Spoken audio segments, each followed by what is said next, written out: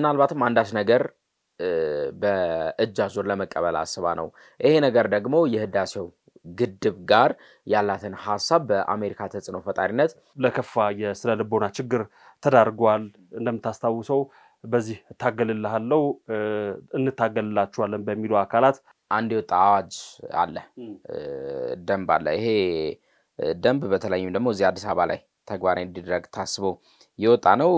ያው አውጩ አካል ደግሞ የከተማ አስተዳደሩ ንግድ ቢሮ ነበር። እንግዲህ ኢትዮጵያን ሊጎዱ የሚችሉ ተጽዕኖ ሊያሳድሩ የሚችሉ የተለያዩ እርምጃዎችን ወስዷል የትራምፕ አስተዳደር።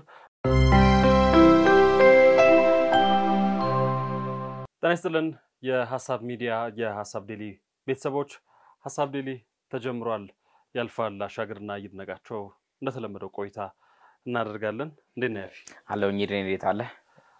ተመልካቾች እንዴት ናችሁ ብለናል። በጣም እኔም ደህና ነኝ። ለተመልካቾቻችንም ሰላማቸው ብዝት ይበል። ሐሳብ ሚዲያን ሰብስክራይብ እንዲያደርጉ አሁንም ቤተሰብ እንዲሆኑ ኮዲው እየጠየቀን ወደ ዕለቱ የመጀመሪያው ምዕራፍ እንሸጋገር። ከዛ ወደ አብይ ጉዳያችን እናልፋለን። መልካም ይድኔ፣ ያው የማማማቂያ ጉዳዮችን ይዘናል። አንድ ሁለት ጉዳዮችን ነጥቦችን ጠቀስ አድርገን ወደ ዋና ጉዳያችን እናልፋለን። የመጀመሪያው የማማማቂያ ጉዳያችን እንግዲህ ጠቅላይ ሚኒስትር አብይ አህመድ ከአሜሪካው የውጭ ጉዳይ ሚኒስትር ጋር በስልክ ያደረጉት ንግግር ተጠቃሽ ነው። ወደ ጠቅላዩ ስልክ የደወሉት ሩቢዮ ኢትዮጵያ የአሜሪካ ታሪካዊና ስትራቴጂክ ወዳጅ መሆኗን በማንሳት በሳቸው የስልጣን ዘመን ይህ ጉዳይ የበለጠ ተጠናክሮ በሚቀጥልበት ሁኔታ ለመስራት መዘጋጀታቸውን ሩቢዮ ገልጸዋል። ያው ይሄንን የስልክ ንግግር እንግዲህኛ እንደ ቀላል የስልክ ንግግር ብቻ መደዋወል ብቻ አንቆጥረውም።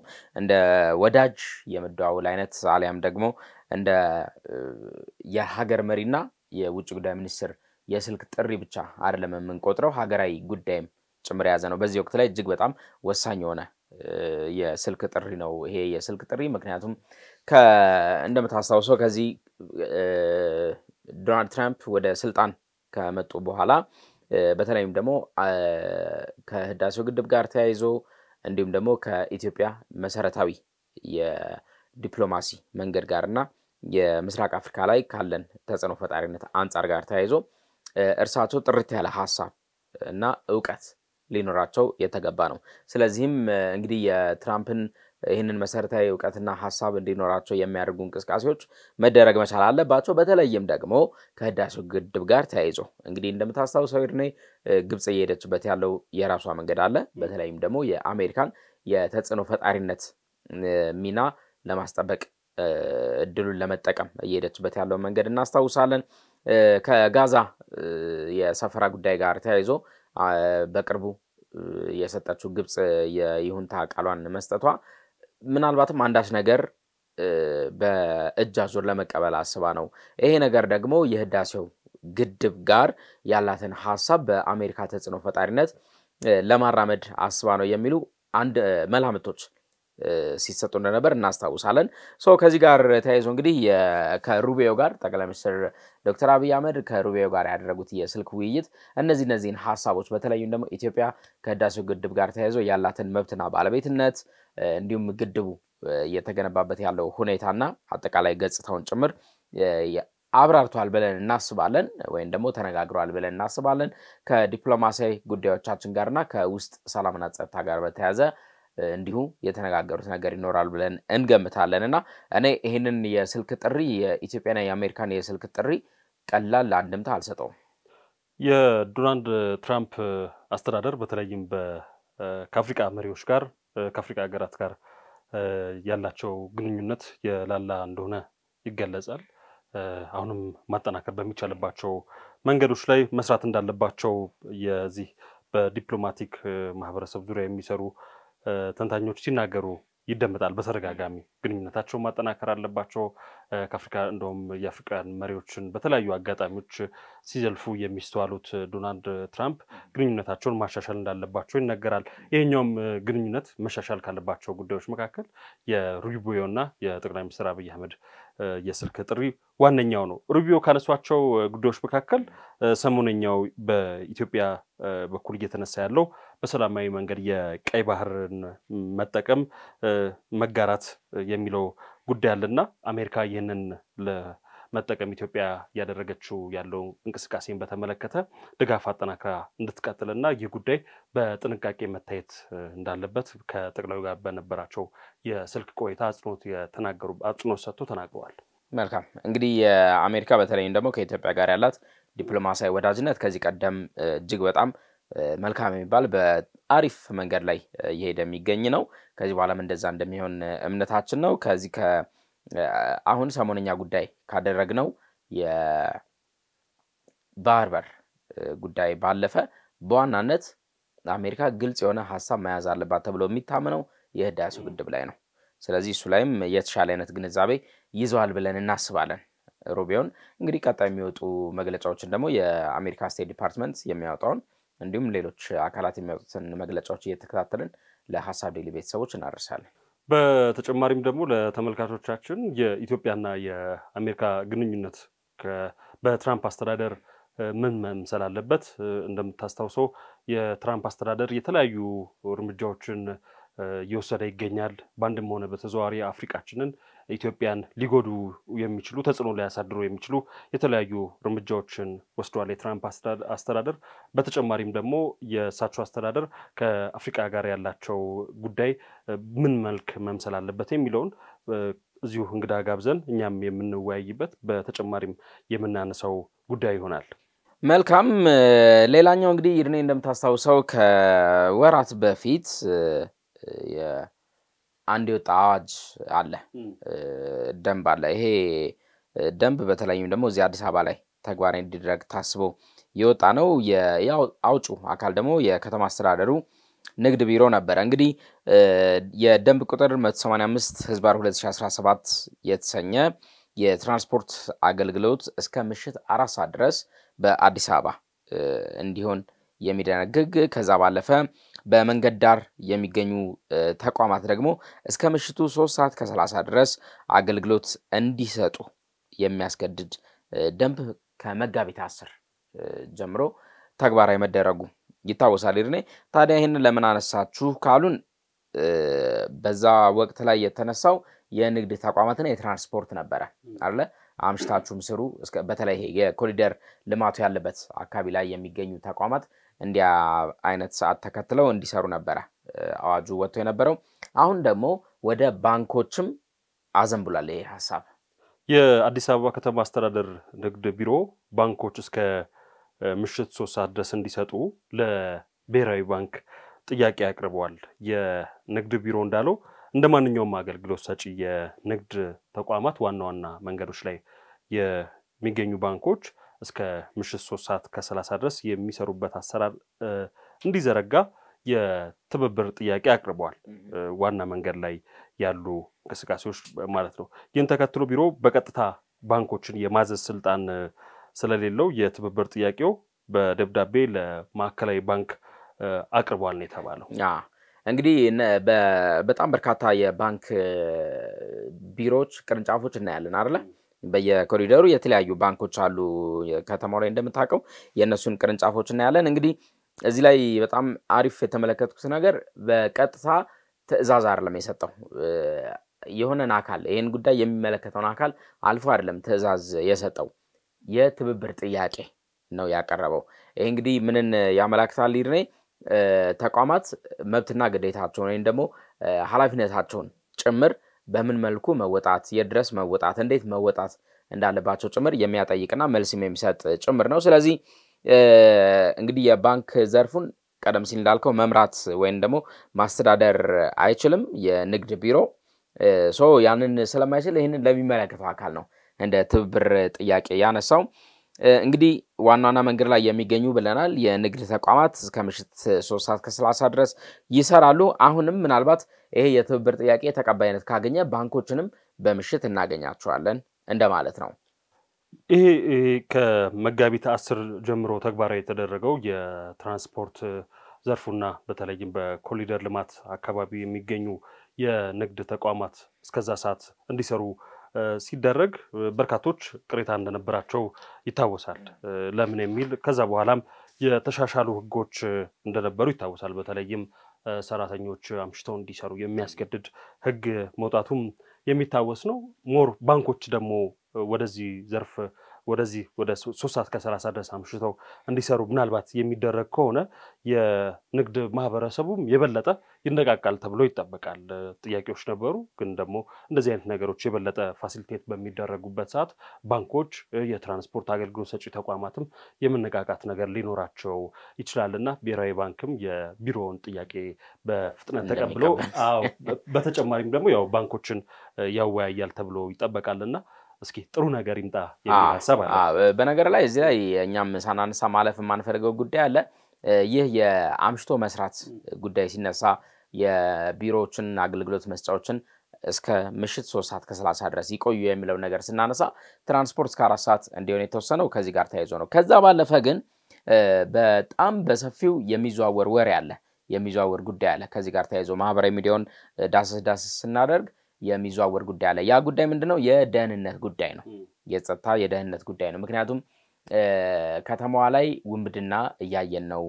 ይሄንን ውንብድና እኛም ህይወታችን ላይ የሚያሰጋን ስለሆነ ማምሻው ላይ እንዴት ነው የሚሆነው የሚል አይነት ነገር እያነሱ ነውና ያው እንግዲህ በተቻለ መጠን የጸጥታ ኃይሎች በየቦታው እንዲሰማሩ ስለመደረጉ ከአዲስ አበባ ፖሊስ የሰማነው ምላሽ ይታወሳል። ከዛ ባለፈ ደግሞ በተለይም ደግሞ ይሄ የኮሪደሩ ያለበት አካባቢ ላይ የሥራ ሁኔታቸው የሆነ ከዛ ደግሞ አካባቢያቸው ራቅ ያለ ሰዎች ይኖራሉ አይደለ በስፋት። ስለዚህ እነሱም ከተማው ላይ አስተማማኝ እንቅስቃሴ እንደልባቸው እንቅስቃሴ የሚያደርጉበትን አይነት ሁኔታ እየተፈጠረ ስለመሆኑም ጭምር ሰምተናል። ይሄ ነጥብ ግን በጣም በብዙዎች ዘንድ በጥያቄ መልኩ ይነሳል።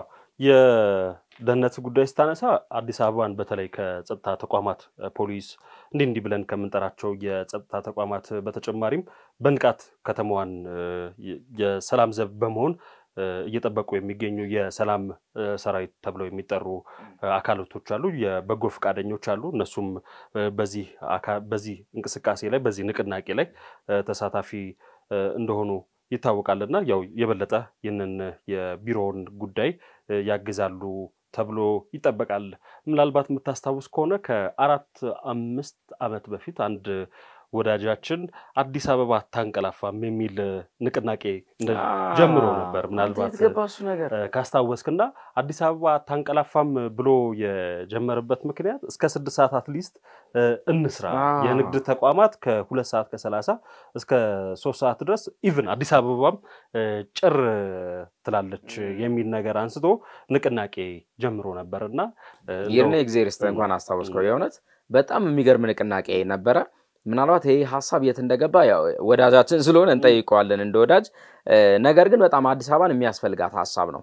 በዚህ ሰዓት ላይ በተለይ እንዲህ የሆነች ባለችበት ሰዓት ላይ አዲስ አበባን በእጅጉ የሚያስፈልጋት ሐሳብ ነው።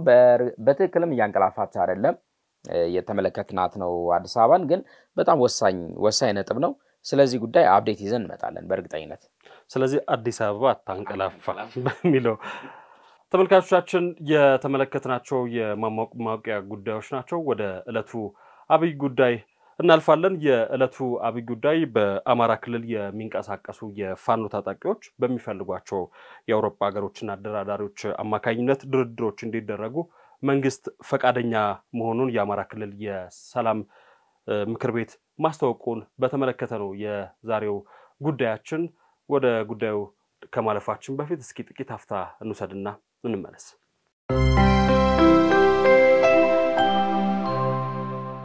ተመልሰናል ተመልካቾች። ሐሳብ ዴሊን እየተከታተላችሁ ነው የምትገኙት። ያልፋልና ይድነቃቸው አለን። በተለይም ደግሞ የሰላም ካውንስሉ ትላንትና ይፋ ያደረገውን መረጃ በተለይም የፋኖ ታጣቂዎች ወደ ድርድር ሜዳው እንዲመጡ በአውሮፓ ሀገራት የማመቻቸት ሂደቱን መንግስት ይሁንታ እንደሰጠው ገልጸዋልና በዚህ ጉዳይ ላይ ነው ዛሬም የምንወያየው። እንደው ስለ ሰላም ካውንስሉ ስለሚደረገው የሰላም ጥረት ምን ተሰማ እንደ ግለሰብ፣ ከዛ በኋላ ደግሞ ያሉ ሂደቶችን በተመለከተ እንወያያለን።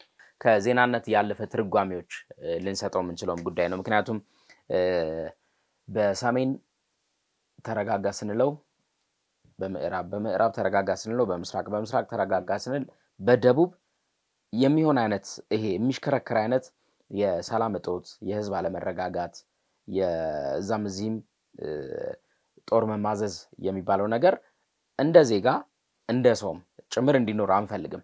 ሀገራችን ላይ ፍጹም ሰላም ሆኖ እኔ እናንተ ወተን የምንገባበት የፈለግነው ክልል ላይ ሄደን የፈለግነውን ስራ ሰርተን የፈለግነውን አይነት መዝናናትም ይሁን ተዝናንተን መመለስ እንዲህ አይነት ነገሮችን እንፈልጋለን። ሶ ከዛ አንፃር አሁን ወደ አማራ ክልል የተፈጠረው ውጥረት እየተፈጠረ ያለው አለመረጋጋት የምንሰማቸው ነገሮች አሉ። በየጊዜው የሚወጡ መረጃዎች አሉ። ከሱ ጋር ተያይዞ ይሄ ጉዳይ ከዜናነት ያለፈ ብዙ ትርጉም አለው የምንለው ይደራደራሉ አይደለም። ይሄ ዜና ቢያንስ ለህዝቡ ተስፋ የሚሆን ነገር ይገኝበታል። ቢያንስ እዛ አካባቢ ላይ ያለው ውጥረት ረገብ ይላል። ቢያንስ የተራራቁ ሐሳቦች የመቀራረብ እድል ይኖራቸዋል። ሶ በዚህ የመቀራረብ እድል ውስጥ ዋነኛ ተጠቃሚ የሚሆነው ህዝብ ነው። ስለዚህ ይሄ ጉዳይ ለአማራ ክልልም ብቻ ሳይሆን ለአማራ ህዝብም ብቻ ሳይሆን ለኢትዮጵያ እንደ ኢትዮጵያ የሚበጅ ብለን የምንገልጸው ሐሳብ ነው። ባለፉት ወራቶች በአማራ ክልል በነበረው የእርስ በርስ ጦርነት በርካታ ጉዳቶች ክልሉ እንዳስተናገደ ይታወቃል። በርካታ ቢሊዮን ዶላር በቢሊዮን ብርም የሚገመት ንብረት ወድሟል። ንጹሃን ዜጎቻችን ተገድለዋል። የኢኮኖሚው እንቅስቃሴ እንደምታውቀው ክፉኛ ተጎድቷል። የግልና የመንግስት ተቋማት ከቦታ ቦታ ተንቀሳቅሰው መስራት ባለመቻላቸው ምክንያት የአገልግሎት አሰጣጡ ክፉኛ ተጎድቷል። ባሳለፍነው ሳምንትም የትምህርት ሚኒስትሩ ፕሮፌሰር ብርሃኑ ነጋ መማር ከሚገባቸው 7 ሚሊዮን በላይ ተማሪዎች መካከል በትምህርት ገበታ ላይ የሚገኙ ተማሪዎች ከግማሽ በታች ወደ 2.5 አካባቢ ሚሊዮን ተማሪዎች ትምህርት ገበታ ላይ እንደማይገኙ ተናግረዋል። ምን ያህል የጦርነት ጣጣ በተማሪዎች ላይም እንደፈጠረ አንዱ ማሳያ ነው። በተጨማሪም ደግሞ ነፍሰ ጡር እናቶች በአግባቡ የአምቡላንስና የወሊድ አገልግሎት ያገኙ አይደለም። እናቶችና ህጻናት ከጦርነት ተሳትፎ ውጪ የሆኑ የክልሉ ሴቶች ለከፋ የስነ ልቦና ችግር ተዳርገዋል። እንደምታስታውሰው በዚህ ታገልልሃለው እንታገልላችኋለን በሚሉ አካላት እገታ መስፋፋቱን በጣም ምንድነው የሚባለው በተደጋጋሚ የጉዳይ እየተነሳ ይገኛልና በአጠቃላይ በክልሉ ላይ ስርዓት አልበኝነት መንገሱ ይታወቃል። ከትግሉ ጋር ተያይዞ እንታገላለን ከሚሉ አካላት ከግጭቱ ጋር ተያይዞ በርካታ ጉዳዮች እየተነሱ እንደነበር የሚታወስ ነው። የዚህ የሰላም ካውንስሉም ጥረት በክልሉ አሁን ያነሳናቸውን ችግሮች ከመቅረፍ አንፃር የክልሉ ህዝብ በሰላም ወጥቶ ተንቀሳቅሶ ሰርቶ ተማሪዎች ወደ ትምህርት ገበታቸው እንዲሄዱ ሴቶችና ህፃናት በሚችሉት አቅም ወደ ጤና ተቋማት ሄደው እንዲታከሙ የጤና ተቋማትም ትምህርት ቤቶችም የዚህ በታጣቂዎች እንደምታውቀው ካምፕ ያደረጓቸው ኤሪያዎች አሉ አካባቢዎች አሉ። በተለያዩ አካባቢዎች የጦር ልምምድ የሚያደርጉባቸው ካምፖች ሰፈር ይሆኑባቸው አሉ። እነዛን ከመቅረፍ አንፃር ድርድር ንግግር ምንም አማራጭ የሌለው ጉዳይ እንደሆነ ይታወሳልና የሰላም ካውንስሉም ይህንን ነገር ያደረገ ይገኛል። መቼ ነው የጀመረው ካለን ባሳለፍነው ዓመት አካባቢ ሰኔ 18 አካባቢ ይህንን ጉዳይ ከአዲስ አበባና ከክልሉ ከተውጣጡ የሃይማኖት አባቶች ተጽዕኖ ፈጣሪዎች ጋር በመሆን ነው የሰላም ካውንስሉ የተቋቋመው። ከተቋቋመበት ጊዜ በኋላም በርካታ ስራዎች እንደሰራ ይታወቃል። በመንግስትና በፋኖ ኃይሎች መካከልም በተለያዩ ጊዜ አግኝቶ አነጋግሯል። የተለያዩ ጥረቶችን ማድረጉን ገልጿል። ያነሳቸው ጉዳዮች አሉ። ለምን ወደ ኋላ ቀረ የሚለውን ጉዳይ እንመለከታለን። ግን እነዚህ ናቸው በዋናነት የካውንስሉ ለድርድር የመጣበት መንገድ። መልካም እንግዲህ የዚህ ካውንስል የአማራ ክልል የሰላም ምክር ቤት ሰብሳቢ አቶ ያየ ይራድ በለጠ ይባላሉ። እርሳቸው ይፋ እንዳደረጉት መረጃ ይሄ ምክር ቤት አሁን እርሳቸው በሰብሳቢነት የሚመሩት ምክር ቤት 2 ዓመት ሊደፍን የተቃረበውን የአማራ ክልል ጦርነት ይላሉ ቃል በቃል ይህንን ጦርነት በሰላማዊ መንገድ ለመፍታት ሁሉም አካላት ወደ ድርድርና ውይይት እንዲመጡ ጥረት እናደርጋለን ያደረግንም እንገኛለን ሲሉ ተናግረዋል። እንግዲህ እርሳቸው በዋና ኃላፊነት የሰላም ምክር ቤቱን በእንደዚህ አይነት የኃላፊነት ደረጃ ሲመሩ እንደ አይነት ተግባራትን የመከወን ተገቢ ስልጣን አላቸው ከፍተኛ ስልጣን አላቸውና ከሱ ጋር ተያይዞ ያው ወደ ድርድር ጠረጴዛው ለማምጣት ጥረት ያደረግን ነው ብለዋል በዚህም ይላሉ ይርነይ በዚህም በሁለቱም አካላት በኩል ለውይይትና ለድርድር ፈቃደኝነት መታየቱን ፈቃደኛ ሆኗል የክልሉ ላይም ያለው አካል የፌደራል መንግስቱን ጭምር ፈቃደኝነታቸውን አሳይተዋል ሲሉ ገልጸዋል አው በዚህ በሁለቱ አካላት መካከል ለውይይትና ለድርድር ያው ፈቃደኝነት መታየቱን ገልጿል የሰላም ካውንስሉ በነገራችን ላይ አደራዳሪ አይደለም የማደራደር ሂደትን አይደለም የሚሰራው አመቻች ነው ምክንያቱም በሁለቱ አካላት የተመረጠ ኃይል አይደለም አመቻች ማለት ሁለቱ ነገሮች እኩል ድርድርና ንግግር እንዲቀበሉ አደራዳሪና ተደራዳሪ እንዲመርጡ ነው የሚያደርገው የሰላም ካውንስሉ ከዛ በኋላ አሁን እንዳልነው የአውሮፓ ላይ ያስቀመጠው ከመንግስት ጋር ይሁንታን አግኝቻለሁ አላለም ቦታ የሚፈልጉት ሁለቱ ኃይሎች የሚፈልጉት ቦታና ጊዜ እንዲወስኑ ነው የሚያደርገው ሁለተኛ ደግሞ ካውንስሉ ለየትኛውም ወገን ማዳላት ሳያሳይ በየትኛውም ወገን ጫና ሳይደረግበት ሁለቱም ወገኖች በቅንነት እንዲቀራረቡና እንዲደራደሩ የአመቻችነት ሚናውን ይወጣል ይላል አንዱ የካውንስሉ ሲቋቋም አላማ የነበረው ይሄንን ጉዳይ ነው ሶ አሁንም ያደረገ ያለው በሁለቱም በኩል ለውይይትና ለድርድር ፈቃደኝነቱ መታየቱን በዚህ አግባብ መሆን አለበት ብያስባለሁ እንግዲህ ይሄንን ስናነሳ ወደ ኋላ መለስ ብለን የፕሪቶሪያ ስምምነትን ማንሳት ተገቢ ጉዳይ ነው እንግዲህ እንደኛ ሀገር ይሄ ግጥም ሊል የሚችል ምሳሌ እሱን ስለምናገኝ ማለት ነው እንግዲህ የፕሪቶሪያ ስምምነት ላይ እንደምታስታውሰው በተለይም ደግሞ የአደራዳሪ አካላት ስያሜ ጋር አንዳንድ ቅሬታዎች ነበሩ በተለይ ደግሞ ከህወሓት ወገን ቅሬታዎች እንደነበሩ እናስታውሳለን ይድነይ የዛሬ አመት ገደማ ማለት ነው ማነው የዛሬ 2 አመት ገደማ እንደዚህ አይነት ቅራኔዎች እንደነበሩ እናስታውሳለን እነዛ ቅራኔዎች የተፈቱባቸው የራሳቸው ቴክኒካል አካሄዶች አሉ አሁን እዚህ ላይ የካውንስሉ ላይ ሁለት በጣም አሪፍ የሚባሉ ምርጫዎችን ነው ያቀረበው አንደኛ በሚፈልጉት የድርድር ቦታ አውሮፓም ሊሆን ይችላል አሜሪካም ሊሆን ይችላል ስካንዲኔቪያም ሊሆን ይችላል የትኛውም ቀጠና ላይ መፍትሄ ይምጣ ነው የትኛውም ቦታ ላይ ሊሆን ይችላል ቦታ መምረጥ ይችላሉ የአደራዳሪ አካላትንም ጭምር መምረጥ ይችላሉ የሚል ሙሉ መብትና እድል የሰጠ ነው እንግዲህ እነዚህ አካላት ይሄን ሁሉ እድል የሚሰጣቸው ለምንድነው ምናልባት ድርድሩ ሲከናወን አሁን የፕሪቶሪያውን ብለናል ነበር እሱን ያነሳንበት ዋነኛ ምክንያት ምንድነው ያልመስማማት ነጥቦች ታይተው ነበር እነዛ ያልመስማማት ነጥቦች ታይተው የነበረው ለምንድነው አንዱ አካል እዚህ ቦታ ላይ የሚደረገው ድርድር እኔን ይጎዳኛል ወይ ደግሞ ነጥብ ያስጠለኛል ብለው ከመገመት አንፃር ነው ከመጠበቅ አንፃር ነው ሶ አሁን የዚህ የአማራ ክልሉን ጉዳይ በተመለከተ የሰላም ምክር ቤቱ ካውንስሉ በየትኛውም የዓለም ክፍል ቁጭ ብለን መነጋገር እንችላለን ሲል ነው የሚናገረው የሰላም ካውንስሉ በተደጋጋሚ ችግሮች ይገጥሙኛል ሲል ያነሳል ችግሮች ይገጥሙኛል ብሎ ሲያነሳ ደግሞ በተለይም ለውይይት በሚደረገው ጥረት አስቸጋሪ እንዳደረገው የሚጠቅሰው ቡድኑ ያለ መተማመን አዝማሚያ በሁለቱም ወገን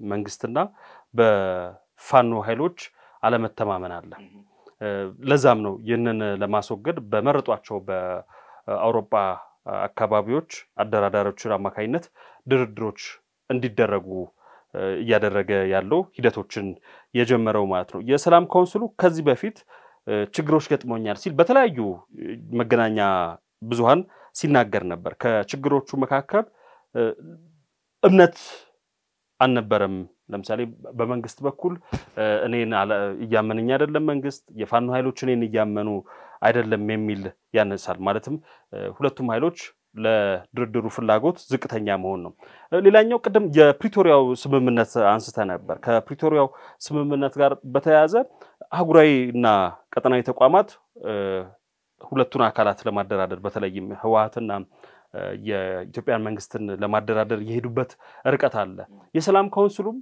በዛ ልክ የቀጠናዊና አህጉራዊ ተቋማት ያንን ነገር ለማድረግ በጣም ፍላጎት ያሳዩ አልነበረምና ያንን ነገር ከዚህ ቀደም ሲጠቅሱ ነበርና በተጨማሪም የታጠቁ ኃይሎች የውጊያ ዓላማ ለዓለም አቀፍ አካላት ግልጽ አለመሆን ችግር ገጥሞኛል ሲል ሲገልጽ ነበር እንደሚታወሰውና እነዚህን አሁንስ ምን ያህል ችግሮቹን ፈተዋል የጠቀሳቸውን ገብቷል በመንግስት በኩል ብቻ ነው እስካሁን ይሁንታ የተገኘው ኦፍ ኮርስ የፋኖ ታጣቂዎች ይህንን ጉዳይ እንደተቀበሉት ሲናገር ነበር ትልቁ ጥያቄ ከዚህ ቀደም ጠቅላይ ሚኒስትር አብይ አህመድ እንደምናስታውሰው ከፋኖ መሪዎች ጋር ድርድር ለማድረግ የተወሰኑ ሂደቶች መጀመራቸውን ገልጸው ነበር አቶ ያየራድ እዚህ ላይ የጠቀሱት ነገር ምንድነው ከተወሰኑ እና አክቹአሊ ከተወሰኑም ብቻ ሳይሆን ቁጥር ካላቸው የፋኖ ታጣቂዎች ጋር ውይይት አድርገናል ብለዋል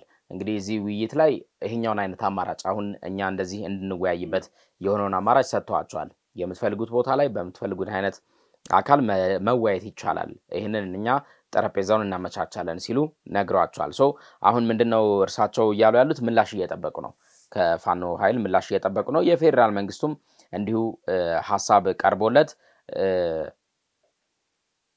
እፈልገዋለሁ መነጋገር አለብን ሲሉ ተናግሯል ራሱ የፋኖ ኃይሎችም እነርሱ አቶ ያየራድ እንደተናገሩት የካውንስሉ አግኝቶ ካነጋገራቸው የፋኖ ኃይሎችም አብዛኞቹ መነጋገር አንጠላም ድርድር አንጠላም መነጋገር ተገቢ ጉዳይ ነው ሲሉ ሐሳባቸውን ሰጥተዋል አሁን ቤዚኩ ነገር ይሄ ነው ለመነጋገር ፍቃደኛ መሆን ነው ታስታውሳለህ አሁንም ይሄን ምሳሌ ነው የምናነሳው የዛሬ 3 አመት የነበረው ሀገራችን ላይ ተፈጥሮ የነበረው ፍጹም ተገቢ ያልሆነ ነገር በሰሜኑ ክፍል ተፈጥሮ የነበረው ፍጹም ተገቢ ያልሆነ ነገር ወደ ድርድር ጠረጴዛ ይምጣ ሲባል ማንም እኔን የሚናገረኝ የለም የሚሉ በስተው ነበር ማንም እኔን ቁጭ አርጎ የሚያደራድረኝ የለም የሚሉ እጅግ በጣም በርክተው ነበር በኋላ ላይ ያው ፕሪቶሪያ ላይ ሱፋቸውን ለብሰው አምሮባቸው አይተናቸዋል አይደል እንደዛ ነው የምንፈልገው አሁንም በቃ እዚህ ላይም ሲባል አሁን ፕሪቶሪያ ይሁን አይደለም የትም ይሁን ብቻ ሁሉም ወደ አንድ ጠረጴዛ ተሰብስበው ቁጭ ብለው የተሻለ ሐሳብ ላይ ሀገሪቱን አንድ እርምጃ ሊያራምድ የሚችል ከእንደዚህ አይነት የግጭት አዙሪት የአለመረጋጋት አዙሪት ህዝብ ሊሸከም ጫንቃው ሊሸከም ከሚችለው በላይ እየደረሰበት ካለው ነገር ላይ ሊገታበት የሚችለውን መፍትሄ እንዲሰጡን ነው የምንጠብቀውና በሁለቱም በኩል ያለው ምላሽ እጅግ በጣም ደስ የሚያሰኝ ነው እንደ ሐሳብ ዴሊ እኛ ይሄንን ሐሳብ እጅግ አድርገን እናደንቀዋለን እንፈልገዋለንም ጭምር እዚህ ዜና ላይ ልክ እናንተ ዛሬ አሁን ሐሳቡን ተቀብሏል ምናምን ብለን አወራን አይደለ በትክክል ደግሞ ነገ ሊወያዩ ነው አለም ደግሞ ተወያዩ ብለን እንደዚህ ቁጭ ብለን የምናወራበትንም ጊዜ እናፍቃለን አው ትልቁ ነገር ሜዳው የጦርነት ሳይሆን የሐሳብ ሜዳ ሊኖር ይገባል እኛም ሐሳብ ሚዲያ የተቋቋመበት ትልቁ ሐሳብ እና ገዢው ምክንያት ሐሳብ ነው አዋጭ መንገድ የሚገዛው ራሱ ሐሳብ ነውና ያንን ነገር ማድረግ ይኖርብናል መነጋገርና መወያየት የመሰለ ነገር የለም ያው ቀደም ሲል ጦርነት የሚያመጣቸው የራሱ የጣጣዎች አሉ ኪሳራ ነው እንዳየነውና እነዛን ኪሳራ ተሸክመን እስከመቼ ነው የምንጓዘው የሚለው መነሳት ያለበት ጉዳይ ነው ያው ችግሮች የሉም ማለት አይደለም በመንግስት በኩልም በፋኖ ኃይሎች በኩልም በራሳቸው ችግር አለ ይሄ ምንድነው በተለይም ፍቃደኝነት ፍላጎት የሚሉ ነገር ይነሳልና በተለይም ሀገራዊ ምክክር ኮሚሽኑም ይህንን ጉዳይ በራሱ የሚፈታው ጉዳይ ይሆናል ብለን እናስባለን ግን መነጋገር አማራጭ የሌለው ጉዳይ ነው የሀገራዊ ምክክርን ጉዳይ ካነሳ እንደውም ይሄኛው አይነት ሐሳብ እጅግ በጣም ከሚጠቅማቸው አካላት መካከል አንዱ የሀገራዊ ምክክር ኮሚሽን ነው ምክንያቱም ተቻገርኩኝ ብሎ ከሚጠቅሳቸው ቦታዎች መካከል አንዱ የአማራ ክልል ነው አማራ ክልል ላይ በተለይ ደግሞ እነዚህ ተገቢውን አይነት ሂደቶች የምክክር ኮሚሽኑ እየሄደባቸው ያለው በሌሎቹ ክልሎች ያደረጋቸውን ተገቢ አይነት ሂደቶች እንዳልሄድ እንቅፋት ሆኖኛል ብሎ ከሚጠቅሳቸው ቦታዎች መካከል አንዱ ይህ ቦታ ነው ስለዚህ አሁን የነዚህ አካላት ወደ ድርድር መምጣት እንዲሁም ወደ ሰላም መንገድ አንድ ስቴፕ ጠጋ ማለታቸው የምክክር ኮሚሽኑንም ስራ አንድ ስቴፕ እንዲሄድ ያደርጋል ህዝብ ውስጥ መግባት ከህዝቡ ሐሳቦችን የመቀበል እስካሁን የተከሄዱበት ሂደቶች አሉ አይደል እነዛን በትክክል እዛም ኢምፕሊመንት ማድረግ እንዲችል እድል ይሰጣልና የሀገራዊ ምክክር ኮሚሽኑም አንዱ ተጠቃሚ አካል ነው ከዚህ ያው በቅርቡ ሀገራዊ ምክክር ኮሚሽን በአማራ ክልል የአጀንዳ ማሰባሰብ ሂደት እንደሚጀምር ይታወቃል ከታጣቂ ኃይሎች ጋርም ምክክር ኮሚሽኑ ንግግር ያደረገ እንደሚገኝ በተመሳሳይ ጥረቶች እንዳሉ የሚያመለክቱ መረጃዎችን የሀገራዊ ምክክር ኮሚሽነሮች በተለያዩ አጋጣሚዎች እየተናገሩ ይገኛሉ። ስለዚህ የሰላም ካውንስሉ አለ፣ ሀገራዊ ምክክር ኮሚሽኑ አለ። በቅርቡ ለክልሉ ለኢትዮጵያም አንድ ነገር ይዞ ይመጣል ብለን እናስባለን፣ ተስፋ እናደርጋለን። ቸሩ ያሰማን። አሜን አሜን። የተወደዳችሁ ተመልካቾቻችን ሀሳብ ዴሊን ስትከታተሉ ነበር። ያልፋልና ይድነቃቸው ቆይታ አድርገናል። ገንቢ አስተያየታችሁን እንዲሁም ደግሞ ለቻናላችን አዲስ የሆናችሁ ሰብስክራይብ ቤተሰብ እንድትሆኑ እንጋብዛለን። መልካም ጊዜ